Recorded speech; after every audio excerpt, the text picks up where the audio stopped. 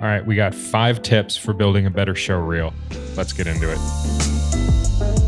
All right, first things first, there's a lot of info out there on how to build a reel, and everyone has their own opinions. I'm giving you 5 things that I look for when hiring, but also 5 things that I've learned over the years when I make and improve upon my reel. So all these tips I'm going to say are kind of in order in the way you need to be thinking about them when you go about building a reel. I say that because it's going to make your job so much easier going through these steps, as opposed to starting at number 5 and then jumping back to number 1 and then jumping back to 3, and you kind of jump around, and then you might select a bunch of clips and you're like, this is perfect, only to realize, oh, I've selected only clips that show me and my work as an editor when I'm trying to go for a cinematographer position. So think about these in the order I'm going to present them in. Tip number 1, tailor your reel to who you are as a creative and what position you're going for. Do you want to be a cinematographer? Do you want to be an editor? Are you a videographer/editor? By thinking through the goal of your reel up front, it's going to make your job of selecting your shots that much more efficient. If you're trying to go for a cinematographer position or position yourself more as a cinematographer in the industry, you know you're going to want to be looking for your shots that showcase lighting, that showcase camera movement. Are you a videographer/editor and that's a position that you're kind of going for, or that's what you do on a freelance capacity? Then we want to start showing more the work that you've done on both sides, right? Like you've probably done a lot of interviews. So let's see how cam A and B cut together and how you've used them in an edit that you've done. Think through what it is that reel is going to get for you. It's obviously to help get you a job, but what is that job you're going for? Think deep about that, and that's going to help dictate the type of shots you pull for your reel. Tip number 2, be ruthless when it comes to shot selection. Go through your past work with a fine-tooth comb. Everything you choose has to be the absolute best you can do. You should look at everything you've produced, bring it all into Premiere, and start running through every video that you've done, and just start throwing in your favorite clips, the best clips, things that really stand out to you.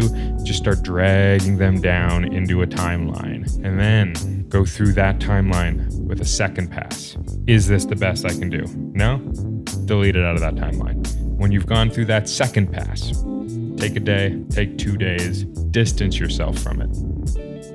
Then you come back through for one final pass and you decide, are the clips that are in that timeline the absolute best you can do? If I gave an editor who knew nothing about me, who knew nothing about my work and what I've done, if I gave them a drive, they would have no emotional attachment to anything on that drive. And that's how you need to look at your own work. And that's hard. That's a very difficult position to have to put yourself in. But this is how you build a reel. You are a subjective third party to your own work. The whole aspect of choosing the best of the best shots means maybe your reel isn't 2 minutes. Maybe it's not 1:30. Maybe your reel is 50 seconds long.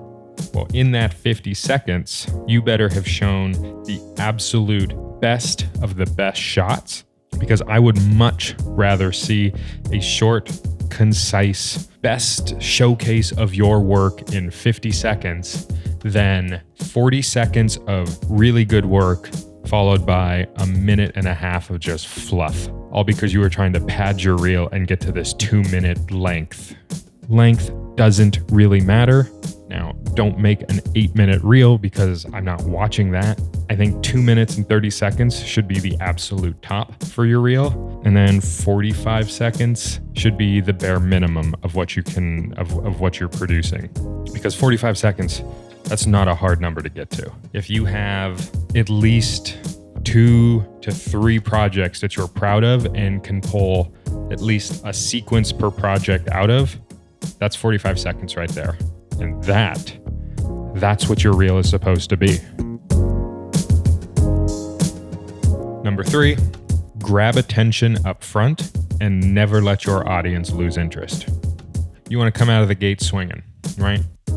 That first shot needs to immediately grab the viewer's attention. I cannot stress how important that is. From someone who's had to sit through 20, 30 reels sometimes in a day when you're going through to hire someone, if that first shot doesn't crush, I'm immediately out. So choose your best shot or your best sequence and throw that up front. Now, yeah, we can talk about when you want to put a logo up and all this, and I've done so many different ways. And my current iteration, I like to consider it a shot that describes me to a T, and I just throw my logo up over that. But within that shot, it describes my lighting, describes how I like to frame, and it at least gives the viewer something that's going to grab their attention. And then immediately out of that shot, I am taking you on a ride, and I am assaulting you with sequence after sequence, taking you on peaks and valleys, and I'm never letting your attention wander away from the screen. Now, as I say that, you don't want to just only have an aggressive assault of fast-paced montage clips one after another, just bang, bang, bang, bang, bang, bang. That's going to be too much for a viewer to handle at a certain point, and you're going to get to a point where your viewer is just exhausted having to watch this sort of visual assault. So that's where you want to take them on those sort of peaks and valleys. You have 3, 4 fast, intense sequences, and then you pull it back, and then you slow it down with maybe 1 or 2 shots in a sequence that are very slow paced, still visually engaging, but it's slower, right? It gives your audience the chance to sort of digest what they're seeing, and then you bring it back in with another faster pace sequence of shots. It's all about grabbing that attention and never, ever letting that attention go through the end of the reel. Number 4, and what I consider the most important aspect of your reel, showcase sequences over individual shots. So the reason I harp on this so much, and the reason I believe so strongly in showing a sequence, is because one shot tells me nothing. Anyone could make one shot look good. But can you make cam A match cam B? Can you string together enough matching lighting to make a promo? Can you light one location to match another location and make it feel like it's all within the same project? That's what I want to see. I want to see how all of these can come together and how all of your lighting, your camera movement, your, whatever it is. I want to see how all of your skills play together, and that gives me the best sort of representation of who you are and why I should hire you. Number 5, don't get fancy. Don't use transitions. I don't want to see any video copilot templates. I don't want to see any distractions from your work. Obviously, exception to this rule being if you're pulling sequences from the final edit and maybe some transitions were used in the edit, that's fine because that's from the final piece and sort of how it was all cut together. I'm talking solely you making a montage reel and you're just slapping transitions over it just to try and make it visually engaging. I don't give a shit about that. Leave that out. Let me see your work. Let your work speak for itself. Believe in your work enough that you don't need that.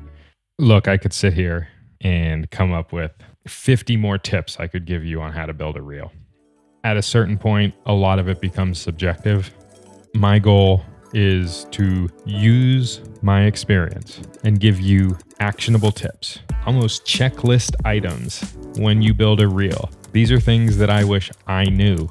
This whole series on Reels are things that I wish I knew when I first started in the industry.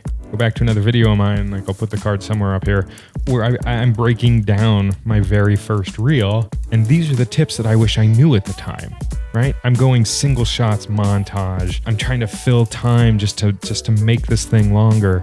These are all mistakes I've made, right? I can admit where I was wrong. I can admit what I've learned from those mistakes. And in return, I hope that you can learn from those mistakes so you don't have to make them. At least that's what I'm trying to do here. If you found it helpful, give me that thumbs up. If you didn't find it helpful and these tips offended you in some sort of weird way, then give me a thumbs down. Either way, I hope you took something from this. Let me know in the comments down below, send me a message, find me on Instagram, DM me. If you have any questions about Reels or you have your own tips that you think make a quality reel, share them. I would love to know. Am I doing something wrong? Could I make my Reels better? I'd love to know, right? Like, that's what I'm trying to do with this. This is all about getting better. This is all about growing as a creative. And as a fellow creative, I'm hoping I can help you grow the same way that I would hope you could share any tips with me to help me grow. So until the next one, thank you guys so much. Peace.